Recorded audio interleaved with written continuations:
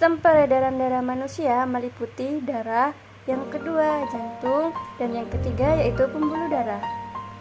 Yang pertama yaitu darah. Darah adalah suatu jaringan yang terdiri atas sel-sel darah. Darah terdiri dari beberapa komponen darah. Yang pertama yaitu plasma darah, yang kedua sel darah merah, yang ketiga sel darah putih, dan yang terakhir yaitu keping darah. Yang selanjutnya yaitu tentang komponen darah. Berikut ini merupakan gambar dari komponen darah. Adapun yang pertama pada bagian ini disebut dengan pembuluh darah. Yang kedua pada bagian ini yang tampak cair yaitu disebut dengan plasma darah. Dan bagian yang ketiga yaitu disebut dengan sel darah merah. Bagian yang keempat disebut dengan sel darah putih. Dan bagian yang terakhir disebut dengan keping darah. Untuk yang selanjutnya itu kita membahas plasma darah. Berikut ini merupakan gambar dari plasma darah. Untuk ciri yang pertama yaitu berwarna bening kekuningan dan terdiri dari 92% air. Ciri yang kedua yaitu berfungsi mengedarkan sari-sari makanan, protein, dan hormon. Dan ciri yang ketiga yaitu membantu membuang zat-zat sisa metabolisme. Komponen yang kedua yaitu sel darah merah atau disebut dengan eritrosit. Berikut ini merupakan gambar dari eritrosit. Adapun ciri dari sel darah merah atau eritrosit yang pertama yaitu mengandung protein hemoglobin. Yang kedua, hemoglobin ini berfungsi membawa oksigen dan mengedarkan ke seluruh tubuh. Dan yang ketiga yaitu berfungsi mengangkut karbon dioksida dari seluruh tubuh untuk dikeluarkan dari paru-paru. Komponen darah yang ketiga yaitu sel darah putih atau disebut dengan leukosit. Berikut ini adalah gambar dari leukosit. Adapun ciri-cirinya yang pertama yaitu berperan melawan bakteri, virus dan kuman penyebab penyakit pada tubuh. Dan ciri yang kedua yaitu membantu meningkatkan daya tahan tubuh. Berikutnya komponen darah yang keempat yaitu keping darah atau disebut dengan trombosit. Berikut ini merupakan gambar dari trombosit. Adapun ciri-ciri dari keping darah atau trombosit yang pertama yaitu membantu proses pembekuan darah dan penyembuhan luka. Dan yang kedua yaitu memperbaiki pembuluh darah yang rusak. Materi yang selanjutnya yaitu fungsi organ-organ peredaran darah. Berikut ini merupakan gambar dari peredaran darah. Yang pertama, pada bagian ini disebut dengan bilik kanan atau ventricle dextra yang berfungsi memompa darah kaya karbon dioksida ke paru-paru. Bagian ini disebut dengan bilik kiri atau ventricle sinistra yang berfungsi memompa darah yang kaya akan oksigen ke seluruh tubuh. Bagian ini disebut dengan serambi kanan atau atrium dextra yang berfungsi untuk memompa darah kaya karbon dioksida dari seluruh tubuh. Bagian ini disebut dengan serambi kiri atau atrium sinistra yang berfungsi memompa darah yang kaya akan oksigen dari paru-paru. Bagian ini disebut dengan vena paru-paru atau vena pulmonalis yang berfungsi membawa darah yang kaya akan oksigen dari paru-paru ke jantung. Bagian ini disebut dengan arteri paru-paru atau arteri pulmonalis yang berfungsi mengalirkan darah yang kaya CO2 atau karbon dioksida dari jantung ke paru-paru. Materi yang selanjutnya yaitu ada pembuluh darah. Pembuluh darah merupakan saluran yang berfungsi sebagai tempat mengalirnya darah dari seluruh tubuh menuju ke jantung dan sebaliknya. Pembuluh darah ada beberapa macam. Yang pertama yaitu pembuluh nadi atau arteri, yang kedua yaitu pembuluh balik atau vena, dan yang ketiga yaitu pembuluh darah kapiler. Pembuluh nadi atau arteri berfungsi untuk mengalirkan darah keluar dari jantung. Pembuluh balik atau vena berfungsi untuk mengalirkan darah masuk ke jantung.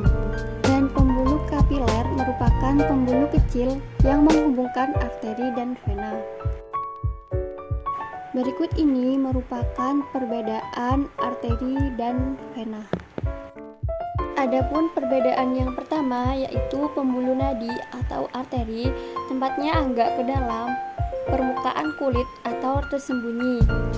Sedangkan pembuluh balik atau vena tempatnya dekat dengan permukaan kulit dan tampak berwarna kebiru-biruan. Kemudian perbedaan yang kedua, pembuluh arteri memiliki dinding pembuluh yang tebal, kuat, dan elastis. Sedangkan pembuluh vena memiliki dinding pembuluh yang tipis dan tidak elastis.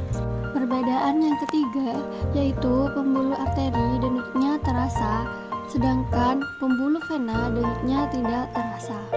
Dan perbedaan yang terakhir yaitu pembuluh arteri jika terjadi luka darahnya yang memuncul, sedangkan pembuluh darah vena jika terjadi luka darahnya yang menetes. Untuk materi yang selanjutnya yaitu proses peredaran darah pada manusia. Peredaran darah pada manusia disebut dengan peredaran darah tertutup karena darah selalu beredar di dalam pembuluh darah. Berdasarkan panjang atau pendek jalur yang ditempuh, peredaran darah manusia dibedakan menjadi dua. Yang pertama yaitu peredaran darah kecil, dan yang kedua peredaran darah besar. Peredaran darah kecil adalah peredaran darah dari jantung ke paru-paru dan kembali lagi ke jantung. Sedangkan peredaran darah besar adalah peredaran darah dari jantung ke seluruh tubuh kecuali paru-paru dan kembali ke jantung.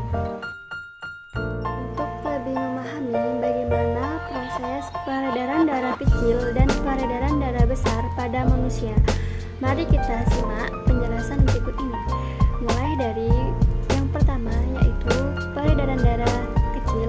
Berikut merupakan gambar dari skema peredaran darah.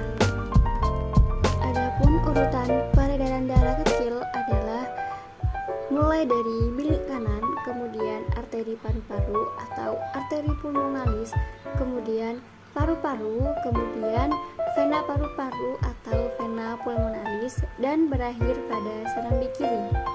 Berikut ini adalah skema dari peredaran darah pada manusia. Bilik kanan mengandung darah yang kaya akan karbon dioksida atau CO2, memompa darah menuju paru-paru dan melewati arteri paru-paru atau arteri pulmonalis. Darah yang kaya akan karbon dioksida ini akan menuju ke paru-paru. Pada paru-paru terjadi pertukaran gas, karbon dioksida, dan oksigen. Selanjutnya, darah yang kaya akan oksigen akan menuju kembali ke jantung, melewati vena paru-paru atau vena pulmonalis, dan akan masuk ke serambi kiri. Nah, begitulah proses peredaran darah kecil pada manusia. Selanjutnya yaitu peredaran darah besar pada manusia. Adapun urutan peredaran darah besar adalah sebagai berikut. Yang pertama, mulai dari bilik kiri, kemudian melewati aorta, kemudian melewati arteri menuju seluruh tubuh, kemudian ke vena, dan berakhir di serambi kanan. Adapun prosesnya yaitu sebagai berikut. Bilik kiri mengandung darah yang kaya akan oksigen, memompa darah ke seluruh tubuh dengan melewati aorta. Selanjutnya, darah yang kaya akan oksigen ini akan menuju seluruh tubuh dengan melewati arteri.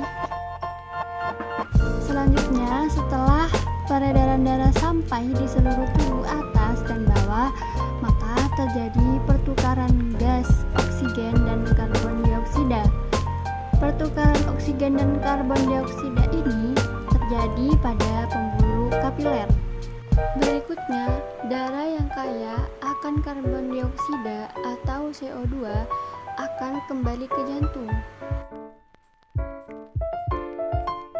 dengan melewati atas atau vena cava superior dan vena interior atau vena bawah. Kemudian darah